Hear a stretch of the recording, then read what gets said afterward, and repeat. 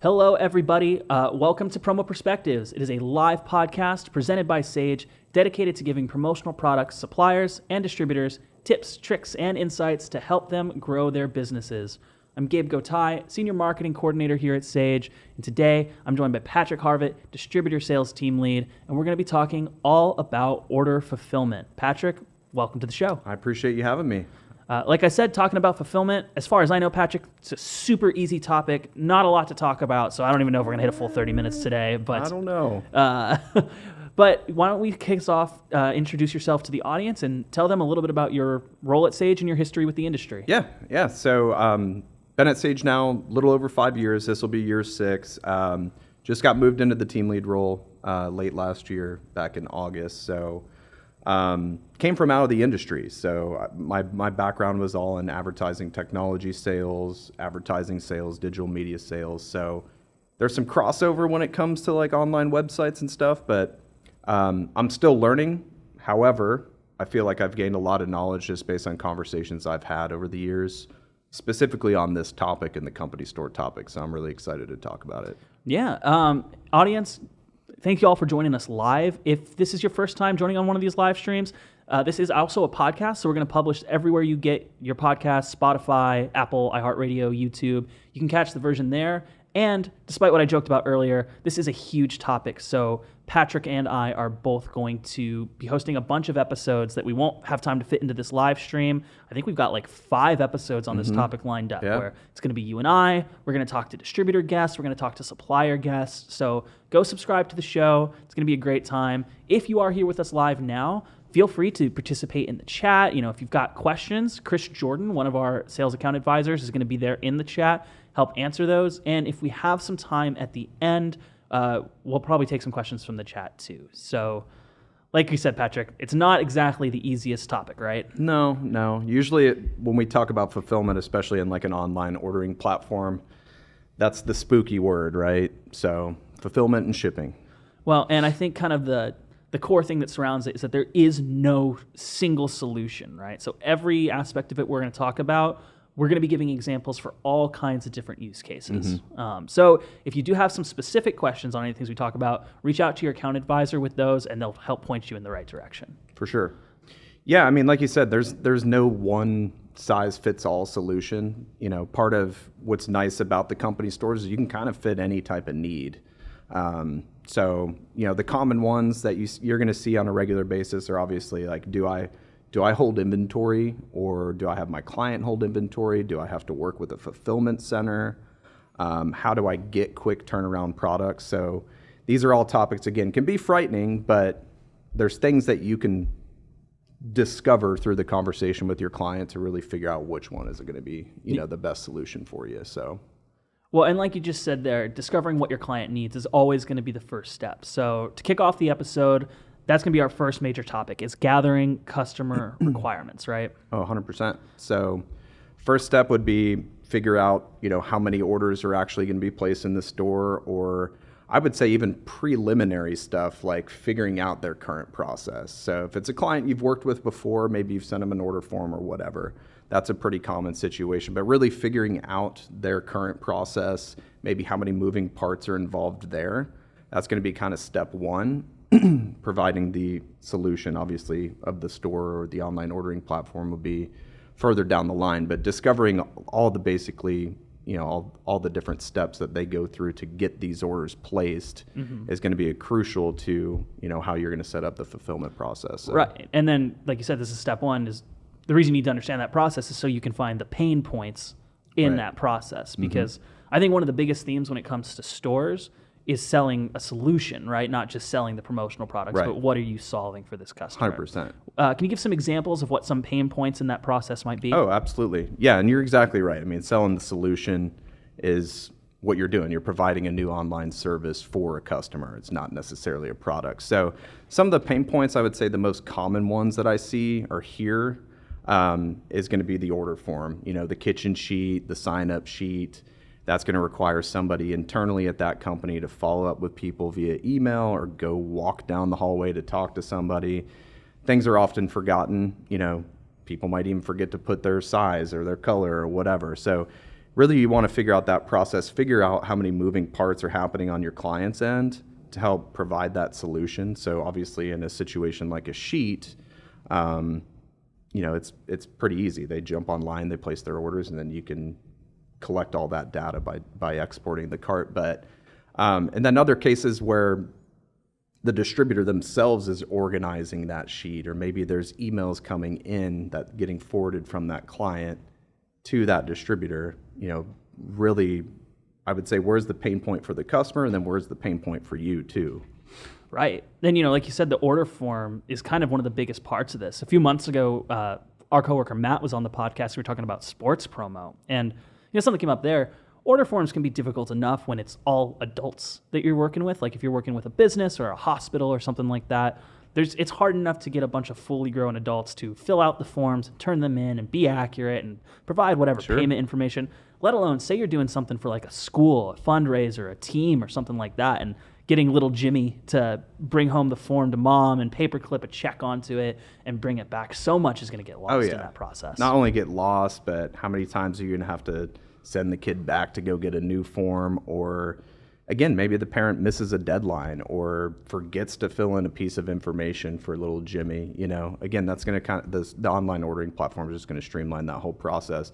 And it's funny you mentioned the check, because one thing people don't often think about is how is payment being collected, right? So when you are sending that form home, the parent's sending back a check, who's putting those checks together, and how are you getting paid at that point, right? So, or like, today, because the check thing was maybe more when we were in school, but today there's all these platforms like Venmo, PayPal, and who's keeping track? Did it get sent to the teacher? Did it get sent to the coach?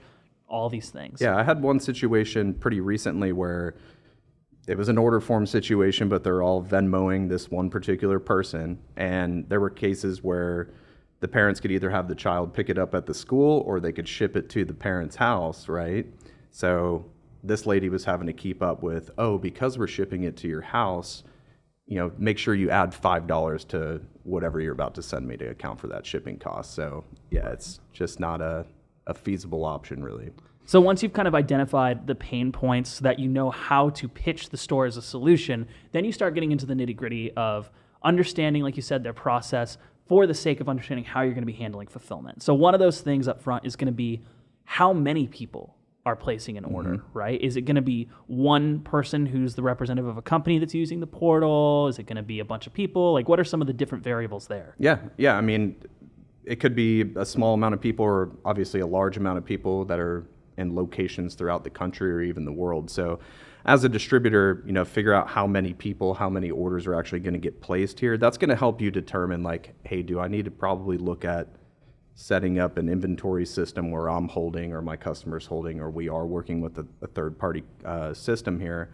Or, hey, because there's only 20 or 30 people, should I look at giving them kind of like an ordering time frame where they can order and then I can kind of bulk collect and place with my vendors? Because it's all about, at the end of the day, like providing your customer with the best price per piece, right? So, oftentimes if you're doing print on demand or you're doing onesie twosies and there's no inventory or there's no collection time frame, it's going to cause the price to be a little bit higher per piece. So, yeah.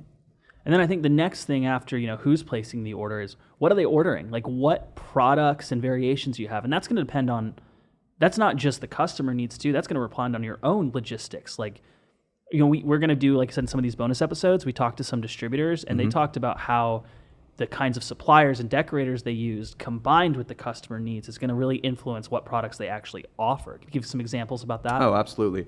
And I think I mentioned this to even you the last time we spoke, but I always say less is more. Pick your vendors that can offer lower minimums if you're doing apparel or something like that. But also kind of what you were saying there, where it's like who's placing the order. If you think about it in this aspect, like a store doesn't necessarily have to be low quantity products. There might be a marketing purchasing agent that needs thousands of pens throughout the course of the year. Maybe they're doing a lot of trade shows. They need a lot of printed material that they can access through the store. So, and you can kind of combo that. I guess that's what's nice about having an online ordering platform is you might have the sales reps, or maybe it's a construction company where they're reordering their safety jackets because things got damaged. So they're kind of reordering those on the fly. versus, and those are going to be obviously onesie, twosies, but then you also have that option to provide like a bulk product, like a pen or a notebook or something like that. So right. And then I think kind of the next step in that gathering the requirements is who's paying and how. And you kind of touched on that already, but there's a lot of different ways that can be set up depending on the customer. Yeah, and I think that's important too, because I mean, it could go any which way. It could be the company's paying for it all up front, so the store is really just a glorified order form to collect data. It could be a situation where, you know, the individual person is actually paying with their own credit card out of their own pocket. I oftentimes see, and I think Jill and Michael on one of the episodes coming up, we're talking about how they incorporate promo codes and different forms of checkout, different forms of transacting, we'll call it. So, yeah, I mean, it's important to kind of figure out, hey, do we need a combination of these two, or is this one option going to be, you know, the proper option for you? So right, and kind of tied into the payment thing too, something that maybe newer or smaller distributors who haven't done stores yet haven't really thought about is going to be like the different tax implications. And can you just kind of overview, talk about some of the differences there might be there that you need to discover up front? Yeah. So, I mean, by no means am I giving tax advice here, so I don't want to get put on the spot. How much can I write off this year? But I will say, most of the time, like if a school, a government agency, a nonprofit is placing that order, odds are they probably have some kind of tax exempt identification number. So the thing where people kind of get in the gray area is, hey, these people work for this hospital, but they're paying with their, you know, the product's actually getting shipped to their personal home. They're paying with their own credit card. So odds are you're probably going to have to tax the individuals ordering. But there might be a situation where, hey, we're opening the store for, I don't know, 2 months or something, collecting the orders, and then you're billing the hospital directly. So technically the hospital's purchasing those products for their employees, then you might have a situation where you can forego the tax. But it's definitely something you'll want to make sure you're following the proper guidelines. Well, so like all of this we talked about so far, just to put a button on it, is the very first early steps of identifying customer requirements. You know, who is it? What are they ordering? How are they paying for it? And all of those things. And now we move into the actual order fulfillment side, which is where things get a little hairy. Before we move on, I just want to say I see Jill Houston is there in the chat saying hi. Hi, Jill. She's going to be one of our guests on the upcoming episodes, so very exciting to see you here. So let's talk about the ordering process, and let's start first by how long do you keep a store open, and what are some of the different options you have there?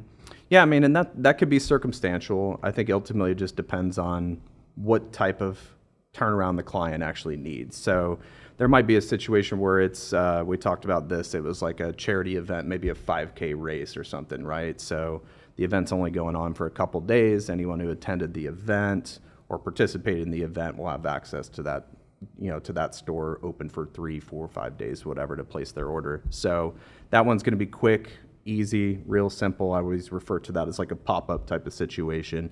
Or even schools, spiritware stores, where, hey, we're, again, using the store kind of as a glorified order form to where it's open for 30 days. Then I'm collecting all the orders, placing that order with my vendor. But again, there might be another circumstance where, hey, we need quick turnaround, so I need to talk to the customer about either purchasing inventory up front so I can hold that, or working with the fulfillment center, or talk to them about maybe all their employees work in a central location. You know, would you guys be open to holding the inventory? Then the employee just kind of comes in and grabs their order. So it's tough to say, and I think that's going to be a common trend in this. It's always tough to say because it is so circumstantial. Right. You know, there's nothing I can say to like, hey, this is how this works, because it really depends on the timeline of either the event, the promotion, what the customer has going on. You know, again, if it's a spiritware or what I would call an on-demand store. So. Well, and like you said, this is kind of top level, especially this first episode that we're doing. We're kind of just introducing the topic, and I really hope that we are prompting more questions than we're answering, because that is what you and your team are there for, is to help people answer the specific questions they have for their customers. Oh, to do more absolutely. business. Absolutely. So let's move on to the next step. So that's going to be actually ordering the products from the suppliers. You know, when do you do that? Do you do it as the orders are coming in? Do you wait till they're all done? Tell me a little bit about some of the different options and variations there. Yeah, and that's kind of similar. Honestly, it would be a similar answer to the previous. If it's a store that has a deadline after 30 days, let it collect its orders, and then you're submitting a bulk order with your vendor, you're meeting your minimums and all that stuff with your decorator. Now, there might be situations where, the store's only open for a few months, but I need to be able to fulfill every few days.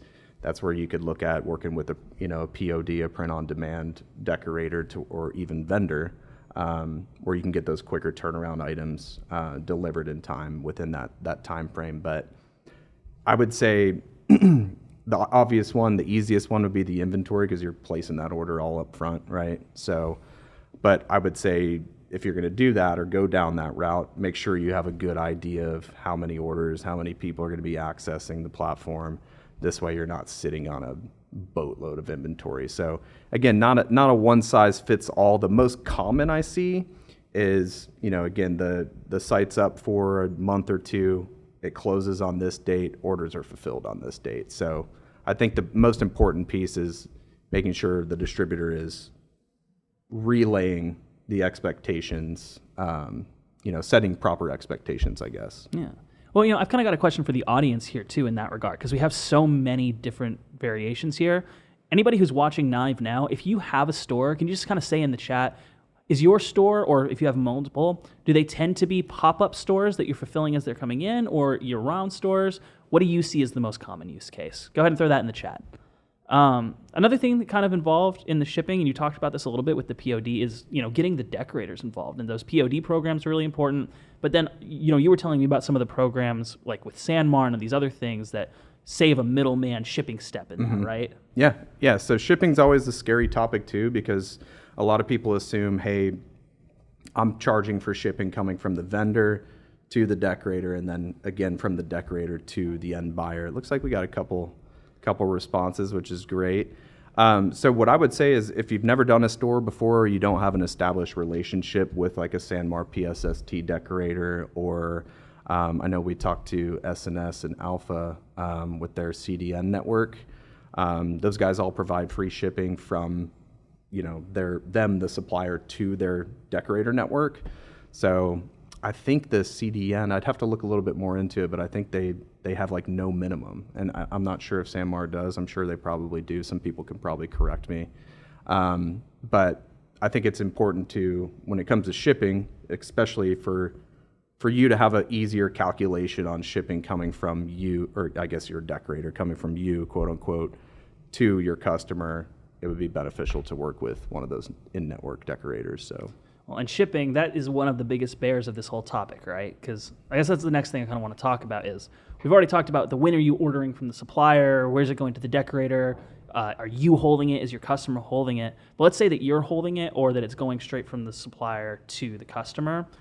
Where are some of the options of where that can go, right? And how does that change the method that you ship? Right. So I oftentimes see, like, especially with like the pop-ups that are going to schools, or even these like kind of charity event type of situations. There's no, like, the shipping's already kind of built into the price per piece, so you're not technically charging the customer any shipping. So a lot of the times you can have shipping set up to be distributed to one specific location. So if I'm a school, hey, all the orders are getting shipped here, and then I'm personally, I guess, distributing the products to the students or the parents or whoever it is. So that's an easy one. I think where it gets a little tricky is when you're individually shipping to people's residences, because shipping is going to be more expensive to ship to a residence. I would say more than likely, if it's shipping direct from the vendor, it's probably not going to a residence unless that's like the business owner that ordered 2,000 pens or something like that. But I think the benefit too is you can have a combination of the two. They're, like we talked about, like maybe the marketing team accessing these products on the store. Then at checkout, you can have an option to where they can say, hey, ship to our office or ship to my personal location. So you can have a combination of the two. I'm pretty sure probably on any platform, but very much so on ours. So. And can you talk a little bit more about specifically on our platform with the shipping, right? Like, what are some of the options that you can have on how it's selected on the store? How do you work pricing of shipping into either in checkout or into the products? And what are some of the different ways that you might handle that? Yeah, I mean, the most common I see is like a flat rate shipping. So, hey, we charge $12 because most of the time it's onesie, twosies. Your people that are ordering on the store are only ordering 1 or 2 pieces. So flat rate you can get away with. There's some companies in the industry that do a tiering shipping table where it says, hey, we always have this flat rate shipping, but your cost goes up based on the dollar amount you're spending in the store. That could be effective, I think, until you get to like really heavy items like tumblers or something, because we all know those are, if someone orders 20 tumblers, that's going to be a fairly heavy box that's getting shipped. So it's definitely going to be more expensive than shipping 2 shirts, no doubt. So on the Sage side of things, we could set up the tiering shipping table, a flat rate. You could even do a cost per piece. Or if you're really savvy or have the information, I guess units per carton, weight, carton dimensions, then you can use our calculators that we have built in with like FedEx, UPS, USPS. So I would say the most common is the flat rate though. Well, and it's important to make sure that you figure out how to not lose money on that, right? Sure. Because yes, these stores, they're very efficient, and that is kind of the key selling point, but it doesn't mean that there's no cost or work still involved for the distributor. And it's not all about just selling the cheapest possible product. Like, I interviewed, you're familiar with Brad Gooch. I had him when we did a company stores episode before, and kind of the key thing with him, and we mentioned this up top, is not selling the products, but selling the service. And the market will bear you charging appropriately for your time and energy into those products, right? I think it's important. It's something we'll talk about in the bonus episodes. Just to shout out Jill and Michael again. Like a big thing that they had said was this kind of solution allowed them to go from being a order taker to a consultant. And I think there's a lot of value in there when it comes to securing more business. Oh, absolutely. Yeah, because again, you're now providing a whole nother service that's solving I wouldn't say a serious problem, but it's solving a headache for some or maybe even multiple people. Right. And, especially I talk about there, you want to encourage the repeat orders, but this is something you and I talked about a lot too. This is how you identify even the right kinds of customers in the first place, right? Is where are these repeat orders, and how even on the year round or the pop-up stores, even if it's just a pop-up store, that pop-up store might happen every single year, right? So yeah. So let's talk a little bit more about payment. We talked about it earlier in the customer requirements, but now let's say that they've actually figured this out. Go into a little bit more detail about some of the different payment options and methods that we have in place on our platform and why a distributor might choose any one of those. Sure. I mean, the most common is going to be the credit card payment. So again, whether that's a company credit card or a personal credit card, that's going to be the most common. And I think that's a big misconception too, is a lot of people feel like they have to do credit cards. You don't. I do have situations that distributor, again, it's collecting orders for a period of time. They're sending one invoice when, the store expires or when the order time frame is finished. So obviously credit cards or invoice requests. A fairly unique one that you get occasionally would be like employee payroll deduction options, where your customer doesn't want their employees paying for it. They're not using a personal credit card or anything like that, but we're just going to pull it from their paycheck. So there's some unique ways that you can set that up at the back end of the store to where they enter their employee ID number or whatever it is. So most employers have ID numbers. I know we do anyways. So how would that work? So then the customer, just like corporate or HR or whoever, pays Sage, or the suppliers rather, for those products, but then they on the back end do the deductions on their own?